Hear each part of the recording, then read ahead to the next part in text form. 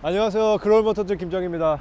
자, 오늘은 정말 역사가 깊은 모델을 하나 가지고 왔습니다. 저보다는 좀 어린데 이 SUV계에서 약간 터줏대감 역할을 하고 있는 모델을 한번 가지고 왔습니다. 지난 1995년에 1세대를 시작으로, 그리고 2001년 2세대, 그리고 중반 3세대, 그리고 4세대, 5세대를 거쳐서 올해 6세대로 새롭게 돌아올 준비를 하고 있는 이 혼다 CR-V를 한번 여러분들에게 좀 소개해 드리려고 합니다.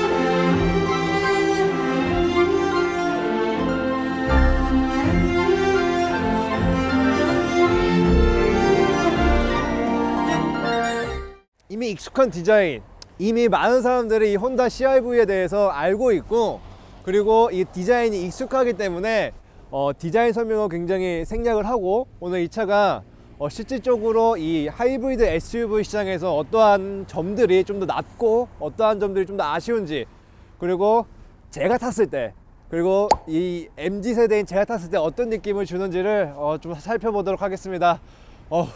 추우니까 빨리 들어가서 주행을 한번 해볼게요.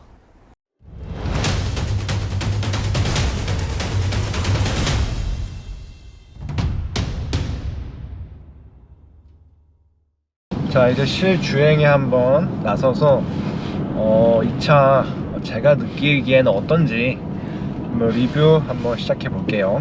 외관 디자인에서는 기존 판매하고 있던 가솔린 모델과 큰 차이가 없습니다. 그래서 굳이 이걸 말씀드려야 되나 할 정도로 그런 생각이 들어가지고 외관 설명은 굉장히 생략을 하고, 진짜로 실내도 크게 바뀐 게 없어요. 실내를 싹 둘러보면은 이런 계기판, 그리고 디스플레이, 그리고 변속기가 좀 바뀌었죠. 변속기가 예전에는 드르륵 이거였는데 버튼식으로 좀 깔끔하게 바뀌었고, 그 외에 그런 나머지 실내 구성에 대해서는 크게 차이가 없습니다. 오늘은 좀 주행감, 그런 승차감, 이런 것들에 초점을 맞춰서 이 차를 좀 소개해 드리려고 합니다. 자, 우선 실내에 좀 들어왔을 때 이 실내 느낌이라 그럴까요? 느낌은 살짝 올드한 느낌이 있다, 약간 이런 건데, 디스플레이가 큰 건 아니지만 상대적으로 좀 작아 보인다, 이런 느낌은 있습니다.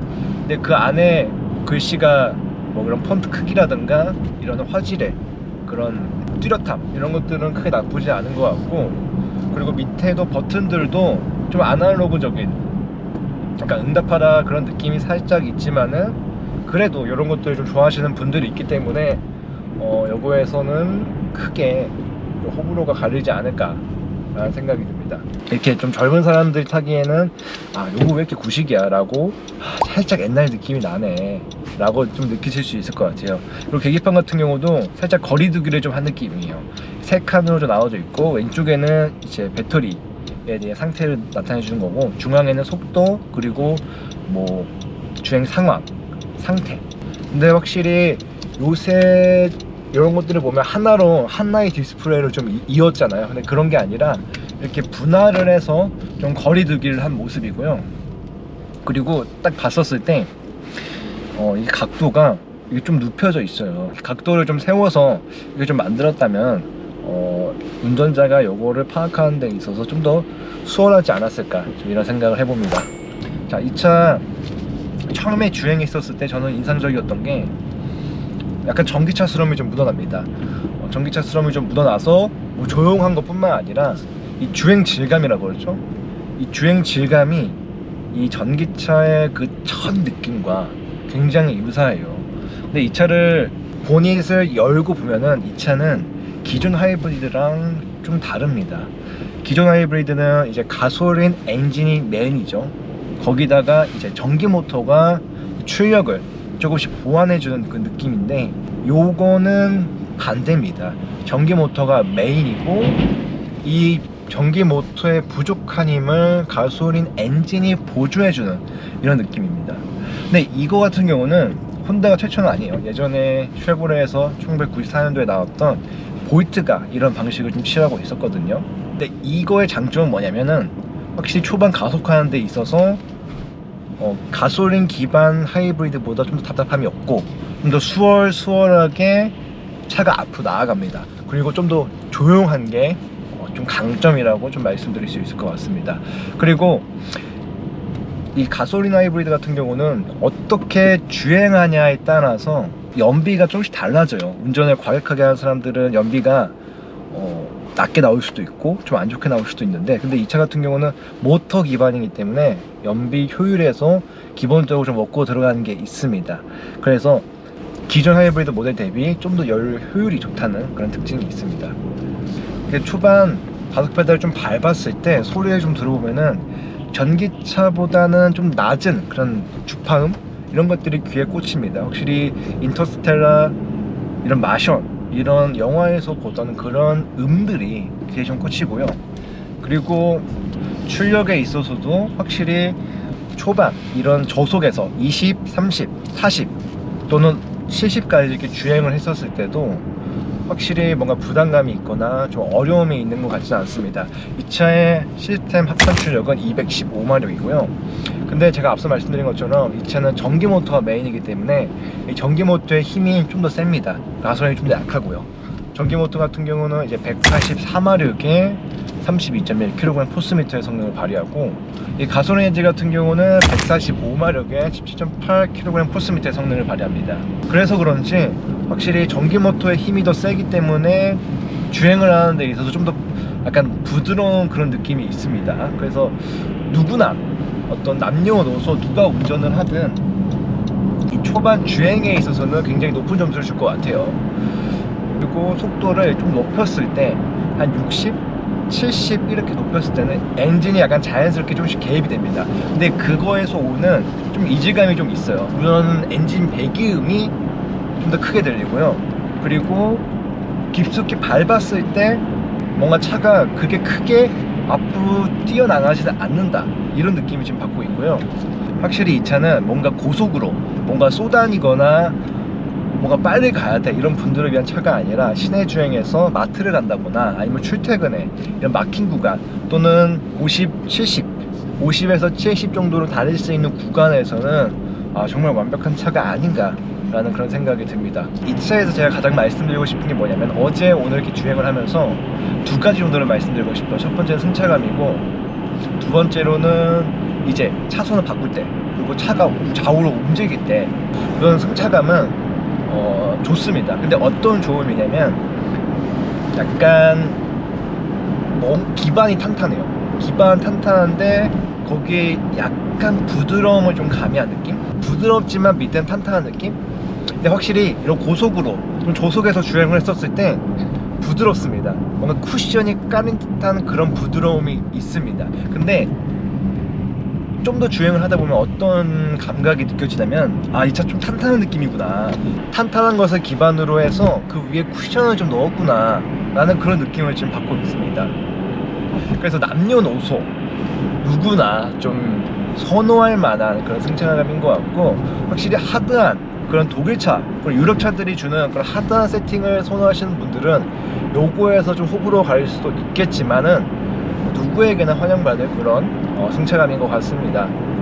자, 그리고 두 번째로 제가 아까 말씀드리고 싶은 거는 이 차선을 바꿨을 때의 좀 안정성이에요. 차선을 이렇게 급작스럽게 바꿨을 때 속도를 높여서, 그리고 다시 차선을 바꿨을 때 이 차가 SUV이다 보니까 정보가 좀 있잖아요. 좌우의 그런 흔들림이 크지 않습니다. 좌우의 흔들림이 굉장히 최소화되어 있고, 어떤 상황에서도 어떻게든 중앙을 좀 유지하려는 그런 모습을 지금 보여주고 있습니다.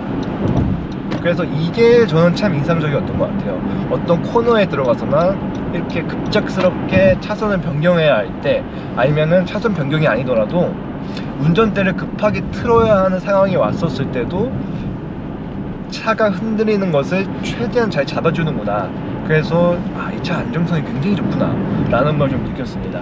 추가해서 좀 말씀을 드리자면은, 이런 잘 닦인 노면에서의 이 부드러운 승차감, 어떤 탄탄한 기반으로 하는 부드러운 승차감, 요거는 굉장히 장점입니다만 뭔가 빠르판 구간을 지나간다거나 어떤 장애물이 있어요. 어떤 노철이 있습니다. 이런 것들을 넘었을 때 상하의 움직임은 살짝 좀 아쉬운 느낌이 들어요. 상하의 움직임이 바로 뚝 떨어지고 끝나는 게 아니라 뒤로 한 템포, 한 박자 뒤로 살짝 이어지는 느낌을 좀 받을 수 있습니다. 자, 그리고 이 차 굉장히 많은 편의 장비가 있죠. 그 중에서 좀 말씀드리고 싶은 거는 이 혼다 센싱을 좀 말씀드리고 싶어요. 이 안전 장비가 기본적으로 어댑티브 크루즈 컨트롤, 그리고 차로 유지, 이런 것들이 앞차와의 거리, 이런 것들을 다 조절할 수 있는 게 다 들어가져 있고, 실질적으로 지금도 주행을 했었을 때 이 우측에 있는 버튼으로 눌러서 주행을 했었을 때도 앞차와의 거리를 좀 준수하게 그런 유지하는 모습입니다. 차로도 지금 똑똑하게 잘 인지해서 지금 가고 있는 모습이고요. 그래서 이런 안전장비의 좀 아쉬움, 그런 부재는 따로 없을 것 같습니다. 화질은 살짝 좀 아쉬운 부분이고요. 그래도 이렇게 딱 켰었을 때 보여준다는 것 자체가 주차를 할 때나 차선 변경을 할 때 굉장히 장점으로 크게 작용할 것 같습니다. 그래도 이 차는 1열을 중심으로 가는 차이기보다는 아무래도 2열 또는 뒷좌석을 위한 이 패밀리 SUV다 보니까 뒷좌석에 앉았을 때 먼저 시트가 푹신하고 이 각도가 엉덩이가 좀 안쪽으로 깊이 들어가 있어요. 그래서 몸이 깊숙이 앉게 되죠. 그러니까 좀 더 편안한 자세가 좀 나오는 것 같습니다. 무릎 공간이라든가 헤드룸 공간, 이런 것들은 당연히 넓고, 그리고 트렁크 공간도 패밀리 SUV답게 크진 않지만 그래도 4인 가족이 짐을 싣고 어딘가 멀리 떠나기에는 적절한 그런 적재 공간을 갖추고 있습니다. 자, 그리고 마지막으로 좀 말씀드리고 싶은 거는 이 차의 그런 소음에 대해서 좀 말씀드리고 싶은데, 퍼블릭 브랜드가 만든 차량이기 때문에 이중접합은 우선 아니고 1열은 좀 괜찮습니다. 확실히 좀 속도로 내가 달렸을 때 70, 80으로 달렸을 때 이 풍절음에 있어서도 또 노면 소음에 있어서도 굉장히 대처를 좀 잘한 모습인데, 트렁크나 2열에서 이런 바람 소리 같은 게 굉장히 크게 들어요. 이런 것들은 좀 아쉬움을 좀 남는다 라고 좀 말씀드리고 싶습니다. 자, 오늘은 이렇게 혼다 CR-V에 대해서 좀 간단하게 리뷰했습니다. 이 차가 가지는 강점은 확실합니다. 제가 앞서 말씀드린 것처럼 승차감을 먼저 말씀드리고 싶고, 그리고 두 번째로는 스티어링 휠을 아무렇게나 틀었을 때 이 차가 크게 흔들리지 않는 것, 그리고 차가 잘 따라온다는 것, 이게 두 가지로 말씀드릴 수 있을 것 같고, 확실히 편의 장비라든가 요런 약간 첨단 시스템은 아니지만은 정말 주행에 충실한, 기본기에 충실한 그런 엔진의 혼다가 만든, 기술의 혼다가 만든 이 차량이기 때문에 어떤 주행에 있어서는 크게 문제가 되지 않고, 오히려 모든 사람들에게 큰 점수를 얻을 만한 그런 차량인 것 같습니다. 이 차의 가격 같은 경우는 4,660만 원입니다. 근데 가격만 놓고 보면은 굉장히 포지셔닝이 되는 그 가격대에서 차량들이 많습니다. 제가 지금 시승하고 있는 CR-V, 토요타 RAV4, 그리고 현대기아차, 소렌토, 산타페까지 굉장히 하이브리드 SUV에는 선택지가 많습니다. 좀 가격대도 비슷하고요. 이 중에서 정말 소비자들의 그런 깊은 고민과 그런 행복한 그런 비명소리가 좀 들리는 것 같습니다. 오늘은 혼다 CR-V에 대해서 좀 리뷰를 해봤고요. 다음에는 좀 더 여러분들에게 좀 더 도움이 될 만한 차종을 가져와서 리뷰를 한번 더 진행을 해보도록 하겠습니다. 자, 지금까지 시청해주셔서 너무나 감사드리고, 지금까지 글로벌 모터즈 김정희였습니다. 감사합니다.